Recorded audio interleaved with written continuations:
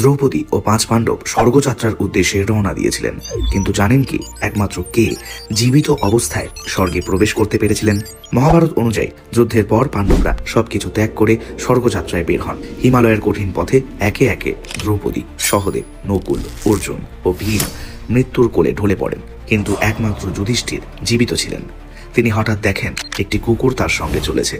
যুধিষ্ঠির স্বর্গের দরজায় পৌঁছালে দেবরাজ ইন্দ্র তাকে স্বর্গে আমন্ত্রণ জানান, কিন্তু যুধিষ্ঠির বলেন, আমি একা স্বর্গে যাব না, আমার সঙ্গে থাকা কুকুরটিকেও নিতে হবে। ইন্দ্র বলেন, এটি সম্ভব নয়। তখন যুধিষ্ঠির বলেন, আমি আমার বিশ্বস্ত সঙ্গীকে ছেড়ে স্বর্গে যাব না। এই কথায় ইন্দ্র খুশি হন এবং জানান কুকুরটি আসলে স্বয়ং ধর্মরাজ যম, যিনি যুধিষ্ঠিরের সত্যনিষ্ঠা পরীক্ষা নিচ্ছিলেন।